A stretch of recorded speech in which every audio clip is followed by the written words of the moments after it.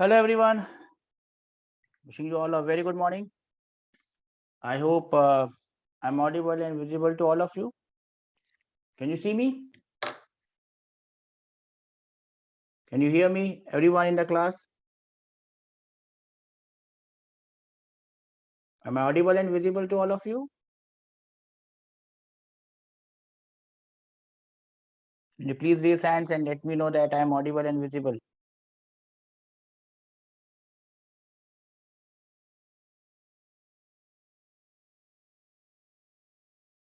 Hello everyone, can you see me?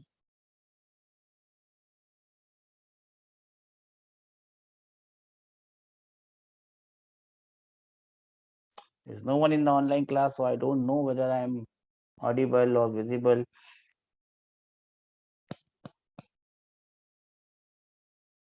Am I audible and visible to all?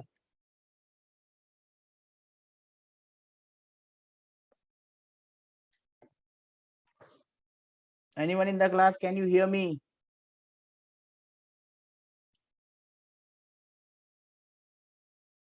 Hello?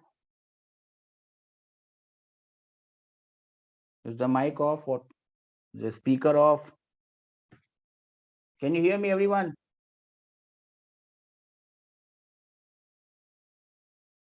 Am I audible and visible to all of you? Can you raise hands and let me know that I'm audible?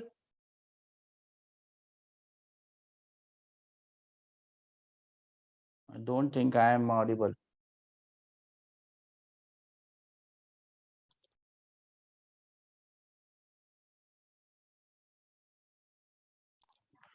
So let's start today's class. In the last class, we had discussed, what did we discuss? I think we had discussed work done by a variable force. And the last point that we did was to find out work done from the area under the force displacement graph, or for that matter, acceleration displacement graph. Now, if you can recollect what we had done, and I'll just go through, if you have a force displacement graph, instead of calling it as a force displacement graph, I should call it as force position graph. But in the questions that you will get in the exam, probably it will be given in the form of force displacement graph.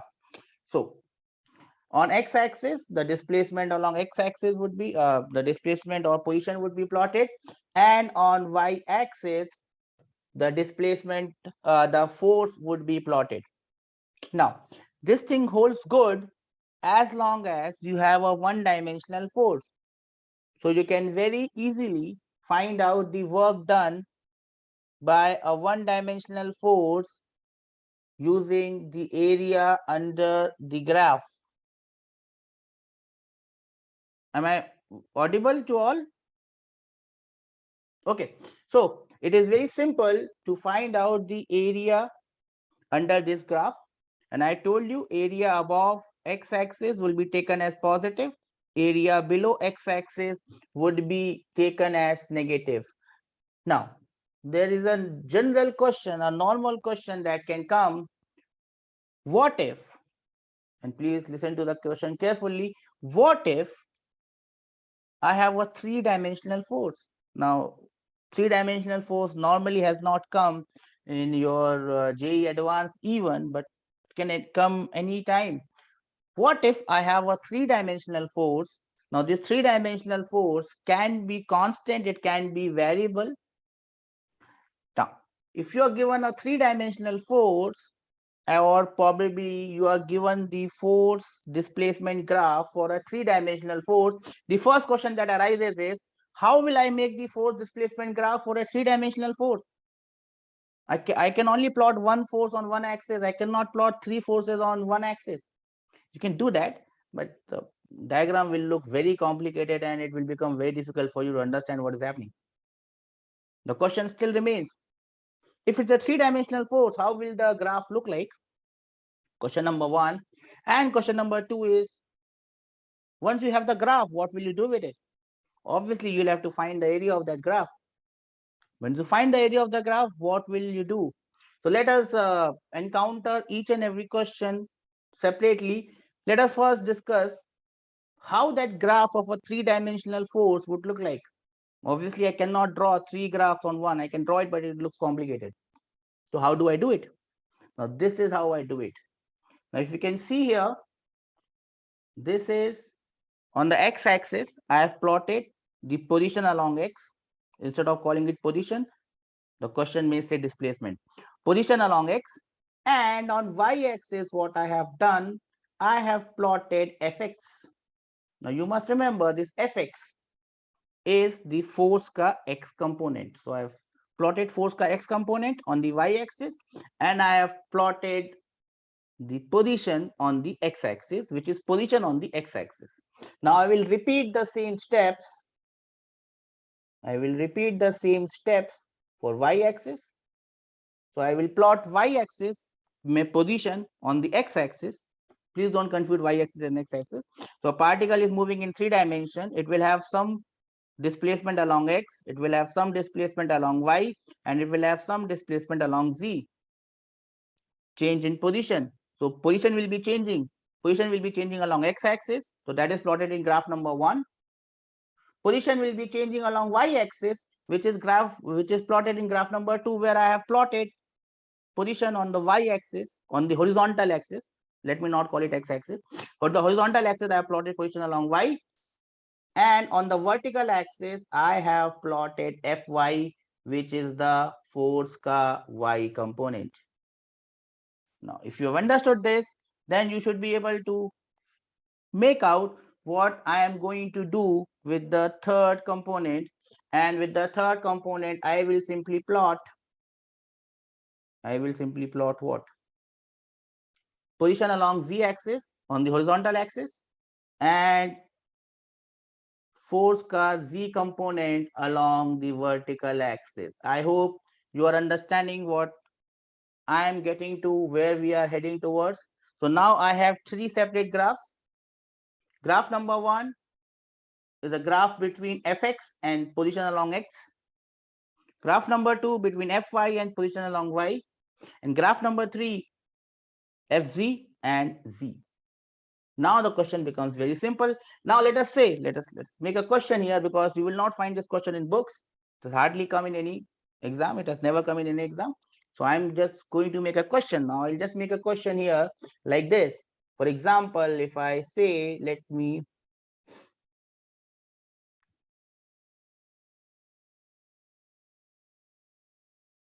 this is the graph of fx along x.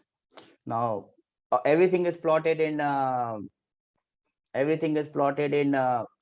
SI units.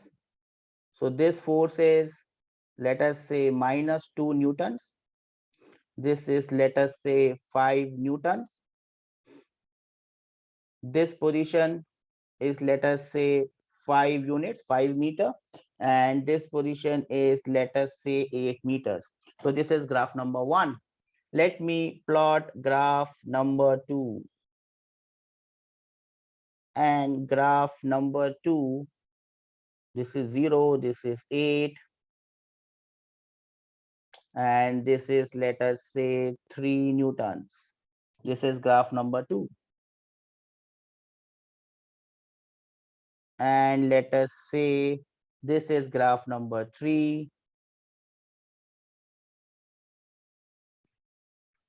This is 6. This is 2 Newton. And now I tell you, this is how a force varies, a 3-dimensional force. These are the graph of 3-dimensional force. What is the work done by this force? Let me change this so that it looks different. What is the work done by this force? This force has displaced the particle from 0, 0, 0, which is your origin, to a point 8, 5, 6. Find the work done by this force. Can you find out the work done by this force in displacing the particle from origin to the point 8, 5, 6. And your time starts now. How will you do it? Well, apply some common sense.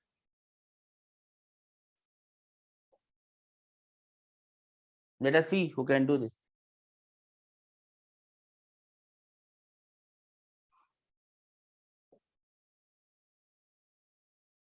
I'll give you 1 minute, 2 minutes to solve it.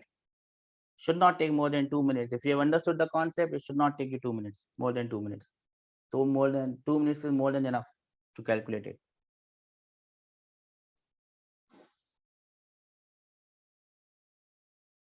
If anyone has got the answer, you can raise your hands and use the mic and tell me what is the answer.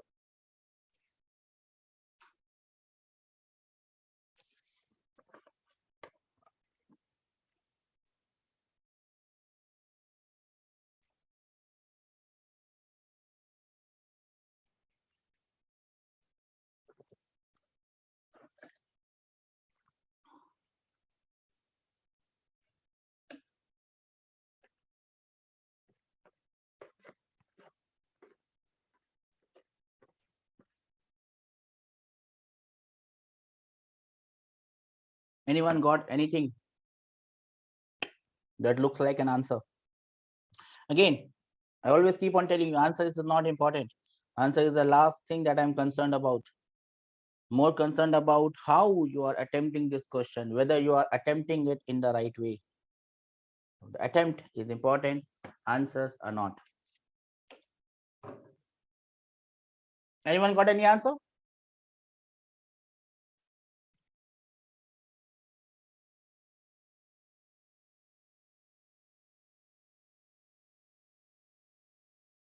I'll give you 1 more minute.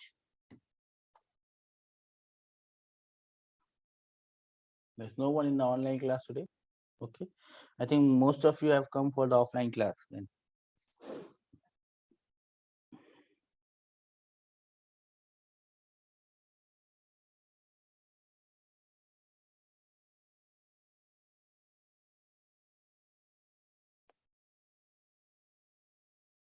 Okay. It's time for us to solve this question. So how will I solve this question? I have to find the area. So let me first find this green area. How much is this green area? It is very simple. 5 multiplied by 5. So this is 25. And since this is above x-axis, I will take it as plus 25. Okay. What about the next area? Next area is this one. Now, as you can all understand, this is below x-axis.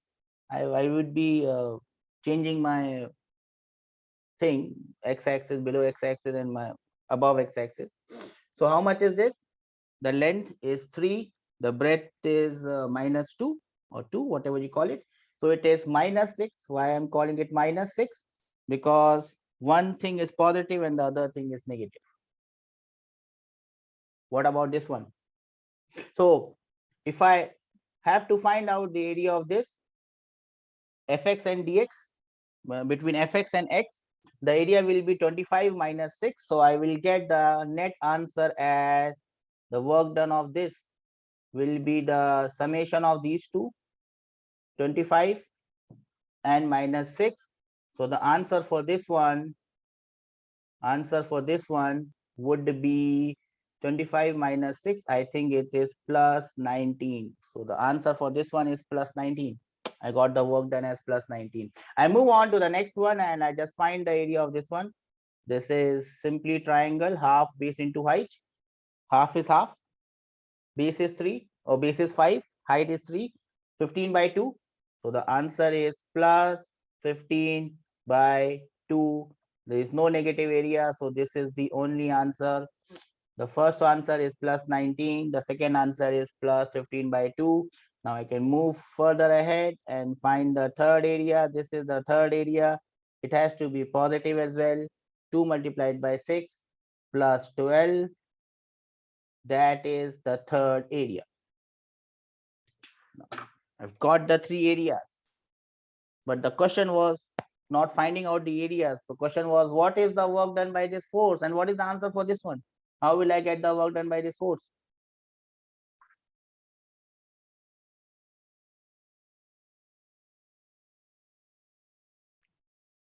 What is the work done by this force? Can anyone tell me? What is the work done by this force? No one?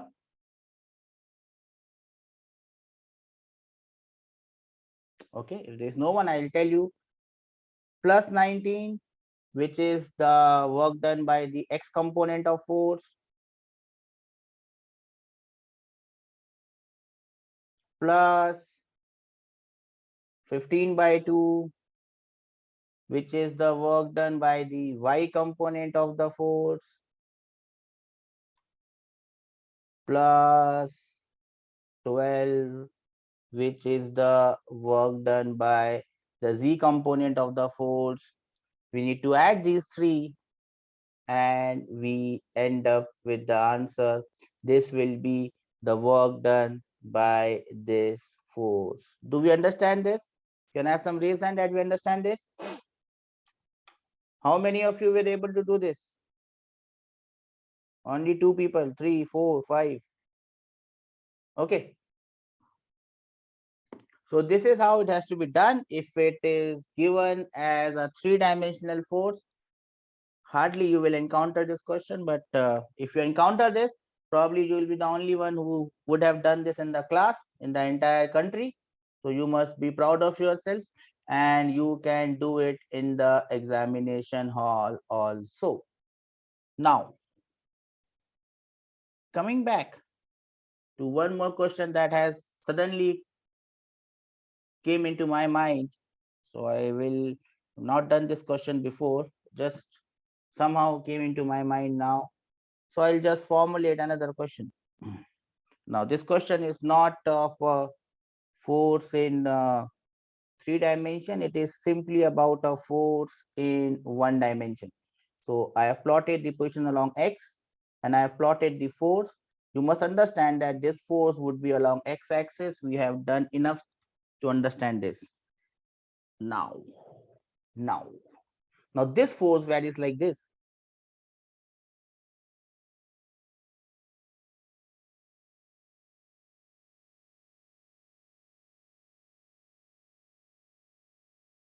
Ting ting. This is -4. This is -2. This is 0. This is +1. This is +3.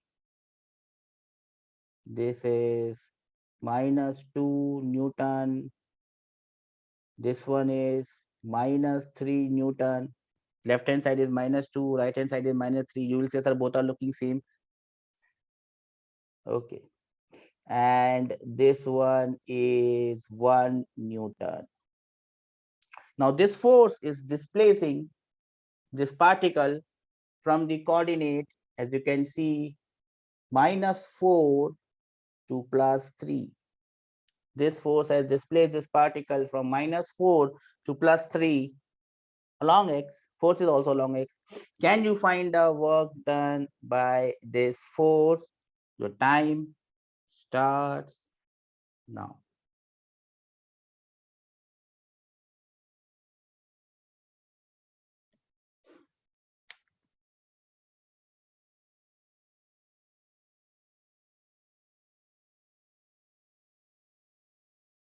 Let us see who can understand how to do this. Now, this is the question that can be come because this is a 1-dimensional force. What is the work done by this force?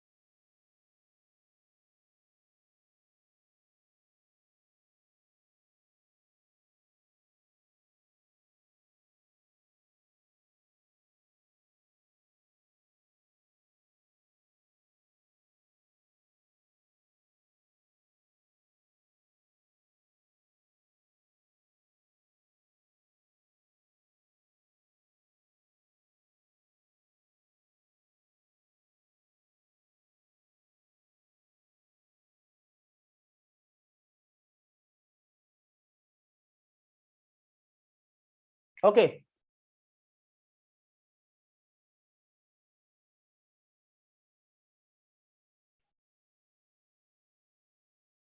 Has everyone done this?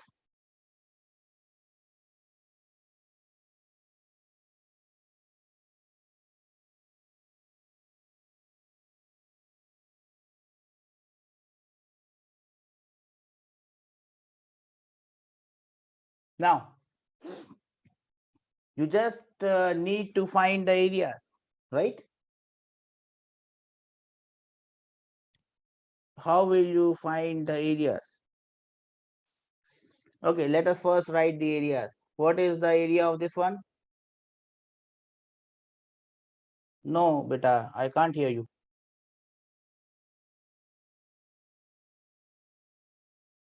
Is there anything that you want to ask?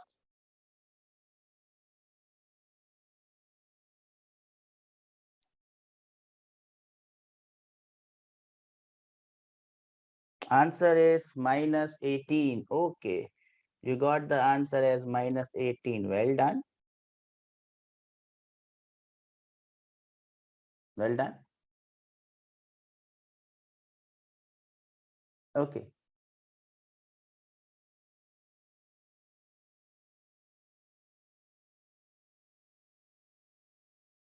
How did you get minus 18? You first find out this area. How much is this? 4 multiplied by 2. It is 8. Will it be positive or will it be negative? That is the next question that is coming to you. Will it be positive or will it be negative? That is what I need to ask you. Positive or negative? And how will you decide that? Whether it is positive or negative? Okay. How many for positive? How many for positive? It is negative or positive? Okay. Let us move on to the second area. Okay. Let me talk about this area. How much is this area? This is 2 multiplied by 1. So this is 2. Positive or negative, we don't know. What about this one? 1 multiplied by 1? 1. Okay. What about this one? 2 multiplied by 3? It is 6. Okay. Everyone, I think, is concerned. Everyone, I understand that this is negative area. Yes or no? This is negative area. Yes or no? Yes, this is negative area. Okay. What about this one? What about this one? Everyone, I think, understand that this is positive area, not a problem. +1. Now, let us move on to the controversial ones. The first controversial one is 2. Positive or negative? How many for positive? How many for negative? Positive first. Raise your hands. That this is positive. I don't have any raise hands. How many for negative then? Raise hands. So many for negative. So I will give this to negative. It is definitely negative. This is -2. Force is positive. Displacement is negative. That gives us minus. Now on that same logic, what about 8? Positive. How many for positive? How many for negative? Positive first. No one for positive. How many for negative then? 3 or 4 are for negative. None are for positive. That means rest of them are not convinced. This is a positive area beta. Force is also negative and displacement is negative. So this is positive.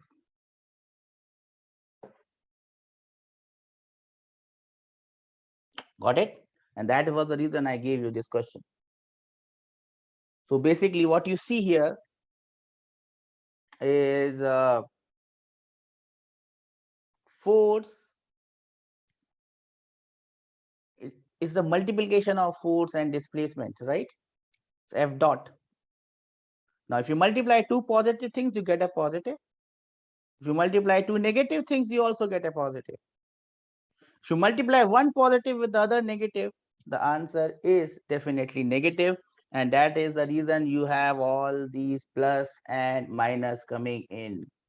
So what is the final answer I am getting? -6 minus 2 is -8. -8 and plus 8 get cancelled. My final answer is not this. Final answer is not this. My final answer is +1. Do we understand this? Can I have some raise hand that we understand this? How we have done this?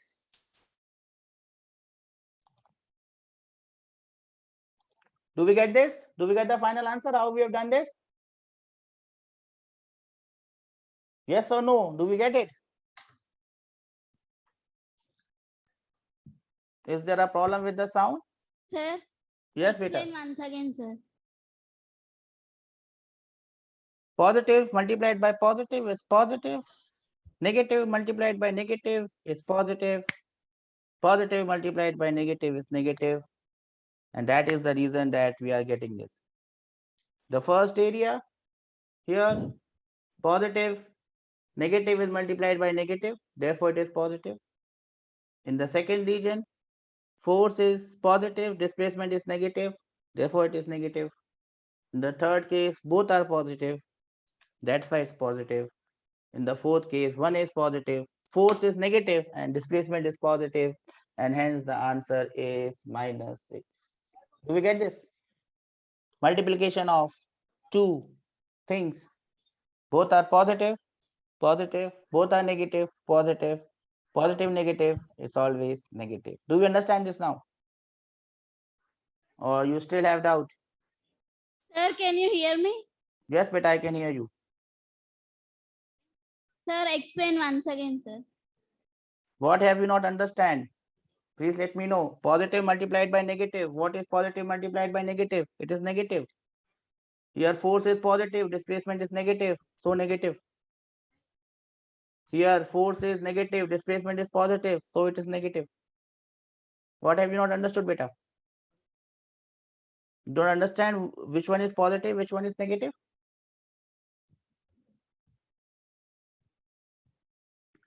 In this case, force and displacement both are positive, and hence the answer is positive. In this case, force and displacement both are negative, and hence the answer is positive. Do you understand this all? Please Sir. raise your hands. Yes. -4 minus of -2, the body will cover only -2 distance, no sir? Why did you take 4 into -2, sir?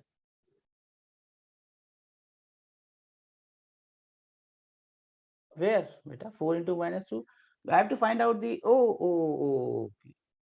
Okay, 2 into 2, 8. Sorry, 4. I multiplied wrongly.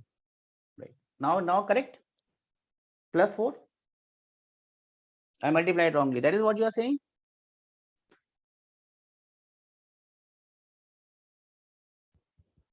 That should be +4, right? That is what you are saying? Yes, sir. Okay. Yes, that is correct. So what is the final answer then? -6 -2. I think I have not done the same mistake here anywhere else. Okay, I just probably I multiplied -4 with 2. That's why my answer was wrong. Now is the answer correct? -6 and -8. So the answer is +3 now, right? Do we understand this? Now is it correct or still wrong? -3, sir. Oh, yes, it is -3. -3. Correct. So well done. Great. So what is the basic concept that we wanted to understand here? How do we find out whether the force displacement area is positive or negative? +4 because it is negative multiplied by negative, -2 because it is positive multiplied by negative, +1 because it is positive multiplied by positive, and -6 because it is negative multiplied by positive. Can we now move ahead?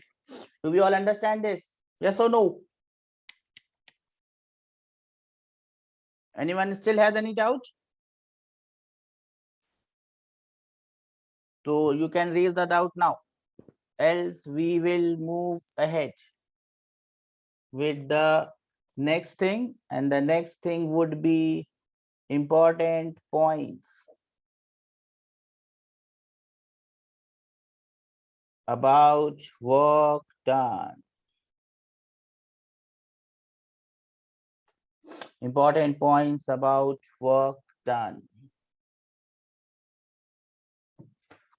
Okay. The first thing that you must understand is work done is integral of f dot dr, right?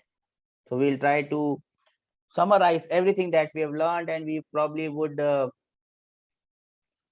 add some more points that would make them more enticing. Now, this formula, as you remember, is valid for all forces, whether those forces are constant, whether those forces are variable, every force in the universe, we will find out work done using this formula. The second important point is work done can be written as F dot delta R, but remember this formula is only valid. When is this formula valid? This formula is only valid for constant forces. It is valid only for constant forces. I think we all remember this, right? Now we can take the dot product of f with dr. I will get fx dx, fy dy, fz dz. I think you remember this. Now the third point, which was the first point that I was thinking to make. Now in this formula that we have written, delta w is integral of f dot dr. Now what we have to talk about here is this delta r. Now, what is this delta R actually? Now, this delta R is actually displacement of, and please remember this very carefully, displacement of point of contact of force. Now, these are very fine points about work done. You will not find it in any book, may not be even in your notes. These are specially meant to be discussed in the class. This delta R is the displacement of the point of contact of force, yeah, point of application of force. I can use a better word. This better word would be point of application of force. Now, what do I mean with this? I will try to illustrate it with some examples. Now, I'll make it as point number 4. Now, what is this displacement of point of application of force? Now, see,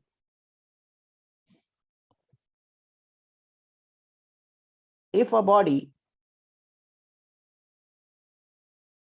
is moving as one unit, I hope you are also noting it down with me. If a body is moving as one unit, the displacement of all points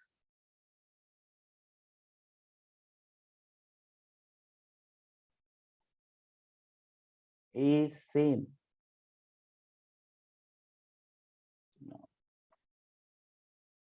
Let us take an example. If you have a body like this, a body of mass m, now a force, we apply a force on this body, what happens is this body moves. Let us say that this body comes here. Now this entire thing is moving as one body. If something is moving as one body, we can take it as a particle. This pen moving like this. or moving like this. Now, if I take point number 1 here, point number 2 here, and if I look at the displacement of these 2 points, point number 1 has moved from here to here.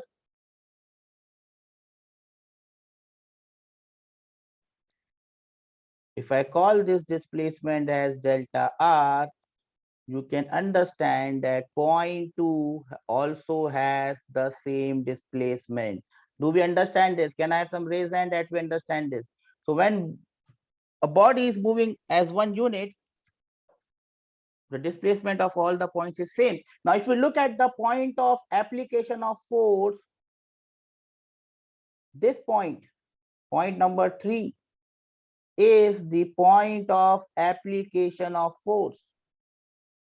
How much this point of application of force has moved? And the answer is very simple. It has moved by the same amount. So if point 1 has moved by delta R, point 2 has also moved by delta R, point 3 has also moved by delta R. In this case, all points are having the same displacement. It is not a problem to find out the work done by this force. If this force is constant, it is simply equal to F dot delta R. If this force is not constant, we will integrate it F dot dr and integrate it from 0 to delta R, and you will get the answer. Do we all understand this? Can I have some raise hand that we understand this? Not everyone has understood this, boys, girls. Okay. So in this case, there is no problem. Displacement of all the points and force is same. Can there be a case where the displacements are different? Yes, there are a lot of cases where displacements are different. But those cases will come in your later journey after some time in rotation. All the points will have different motion. But right now, we are not discussing rotation, but we would be discussing some cases where displacement of different points are different. What is the case? If points have different displacements, then work done is found out with the displacement of which point? The point is point of application of force. If different points on the body have different displacements, then you have to find the displacement of the point of application of force. It might sound confusing कि sir ऐसा case कहाँ पे बनेगा? How will you make a case where you will have different displacements for different points, and we are not talking about rotation at all? The case is very simple, and I'm going to make this case here, and this case we will be discussing in the next class also. This is a wall, as you can see, a wall on a floor, and we have this famous spring, and I have applied a force F on this spring. Once I apply a force on this spring, and I'm looking specifically at this point, and I move this point from here to here. So basically I've extended it.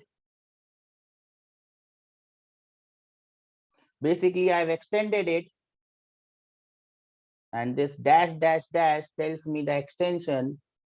I've extended this point Point number 1, I have extended it to this point.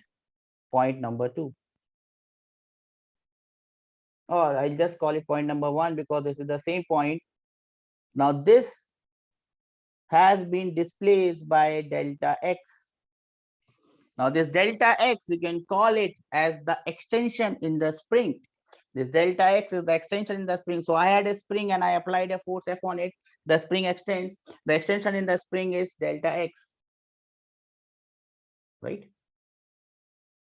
Now look at the different points on the spring. Do all these points have same displacement? And the answer is an astounding no. No, sir. All the points in the springs, they do not have the same displacement, because if I look at this point which is tied to the wall, when I'm extending the spring, is this point moving? This point remains at rest. This point doesn't move at all. So if this point doesn't move at all,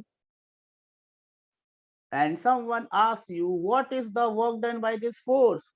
You will be bamboozled. Okay, how to find it? One point which is tied to the wall is not moving. All the other points are moving differently.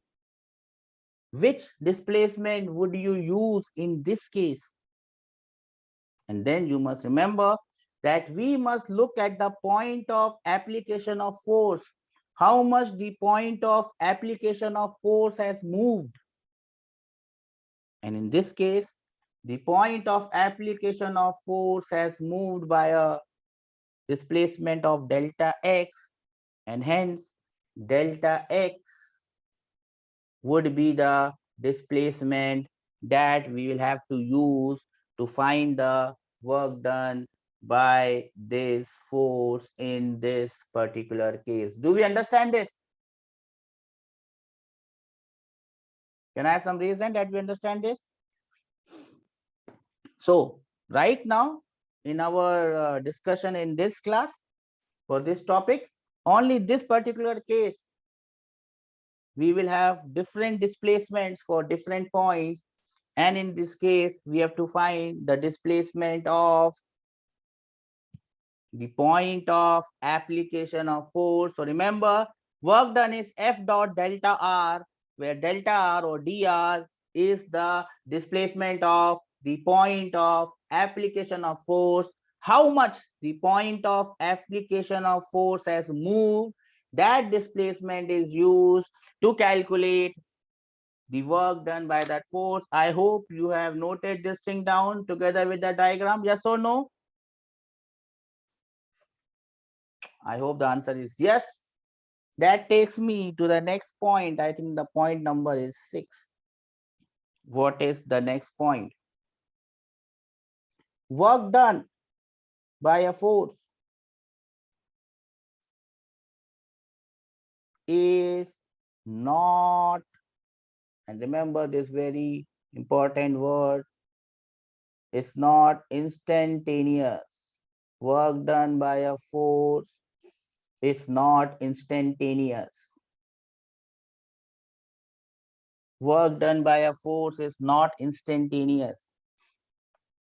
Why it is not instantaneous? It is always defined over an interval.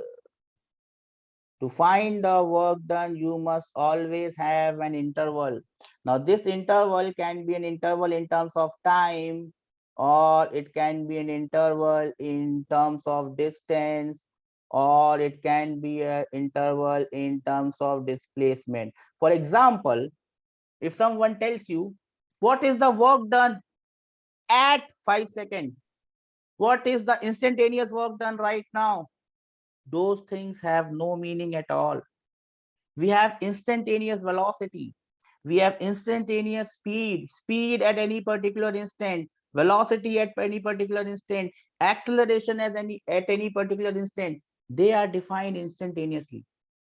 Power is defined instantaneously. But work done cannot be defined at any instant. Work done is not instantaneous. It's always defined over an interval of time. You must have two points. Between these 2 points, you can find out the work done. Between 1 second to 5 seconds, between 0 to 5, you can find out the work done over a time interval or over an interval of displacement or distance. You cannot find out instantaneous work done. And that is the reason that I have used this delta symbol with work done. This delta symbol tells me that it is always change. And why do I use this delta? Because that reminds me that it cannot be instantaneous. It is always between 2 points or a time interval. Do we understand why I always use the term delta? Because force is not instantaneous. It is always between 2 points or two interval or between an interval of time. Similarly, delta R is displacement. Now, displacement cannot be instantaneous because there is a delta written over here. It is always change. And therefore, when someone draws a graph between force and displacement, that graph is wrong, because then you are plotting displacement as a function of time. Displacement is never a function of time because it is not instantaneous. It is position of the particle, which is a function of time, and change in that position is your displacement. Do you understand what I'm saying? Can I have some raise hand that you understand what I have just now tried to make sense? Work done, displacement, they are not instantaneous quantities. They're always over one time interval. And hence I have used the letter delta with them. Next point, work done by a force in a given interval. Work done by a force in a given interval does not, and you will be astonished, does not depend on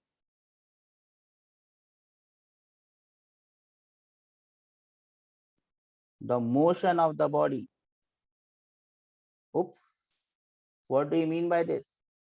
Now you can have these questions as multiple choice or single option correct in JEE Advanced or JEE Mains. Work done by a force in a given time interval does not depend on the motion of the body. The body may be moving with uniform velocity. The body may be moving with uniform acceleration. The body may be moving with non-uniform velocity. The body may be moving with non-uniform acceleration. Doesn't depend on that. It has got nothing to do with what type of motion this body is having. I am moving a cart. Sometimes I move it, then I stop, then I again move, then I stop, then I again move, then I stop. Work done by the force that I'm applying does not depend on whether I'm moving it or stopping it, whether I'm moving with a constant velocity, whether I'm moving with a constant acceleration. Work done by a force is independent of the motion of the body. Do we understand this? Can I have some raise hand that we understand this? I'm not getting raised hand. Everyone is sleeping or not able to understand. Can I have some raise hand that we understand this? Okay. Work done in a given interval of time does not depend on the motion. If more than one force acts on a body,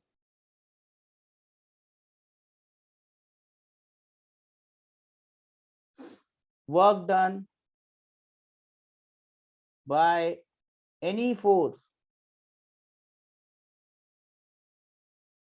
is independent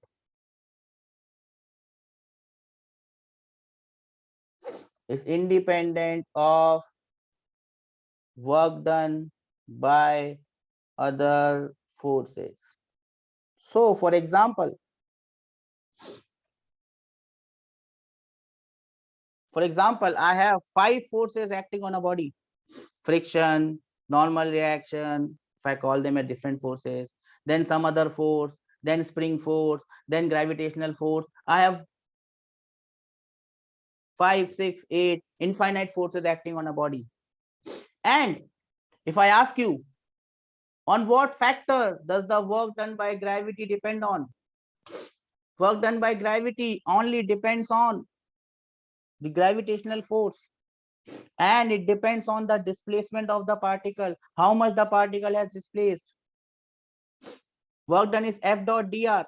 So it depends on displacement, it depends on the force, and it depends on the angle between force and displacement. It does not depend on whether other force is acting or not. So gravity will not find out, okay, I'm gravity, I'm acting on a body, I'll have to find out what other forces are acting, so that I can find out my work done. No, no, no. My work done, if I am gravity, does not depend on friction, does not depend on normal reaction, does not depend on spring force, does not depend on anything else. It only depends on work. It only depends on my force. How much is my force? It depends on the displacement, and it depends on the angle between force and displacement. Do we understand this? Can I have some reason that we understand this?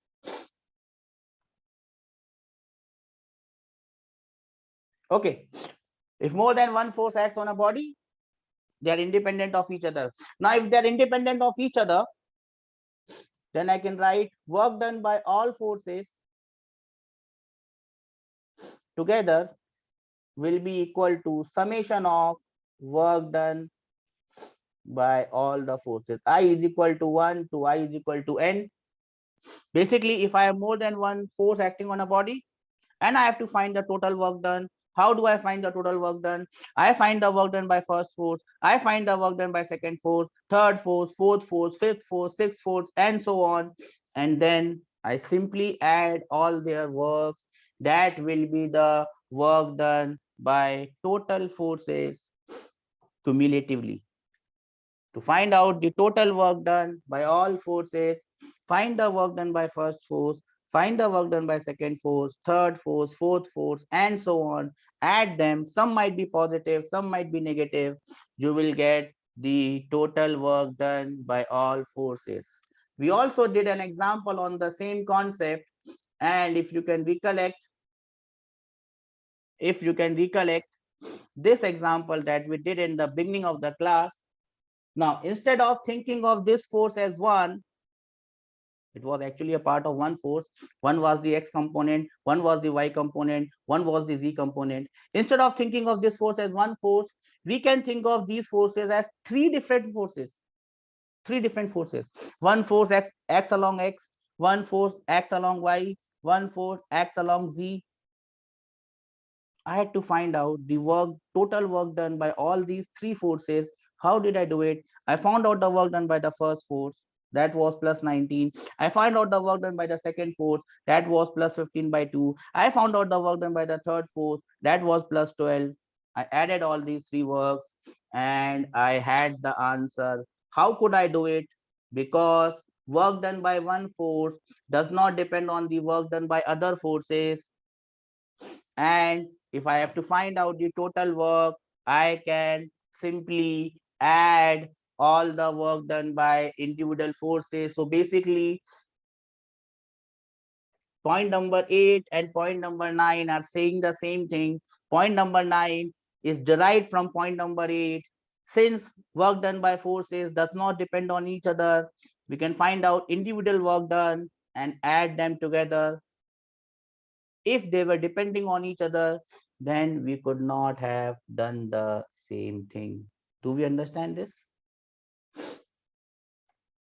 Can I have some raised hand that we understand this? Great. That takes us to the 10th point. Work done by a force depends on reference frame. It depends on your reference frame. Now, why does it depends on the reference frame? Why it depends on reference frame? The answer is pretty simple. If I look at the formula of work done, the formula of work done is F dot dr, where dr is the displacement. Now this displacement, this dr displacement, it depends on the reference frame. In different reference frame, there could be different displacements, and hence the work done by the force will depend on reference frame. Remember, force is independent of reference frame. Force does not depend on reference frame.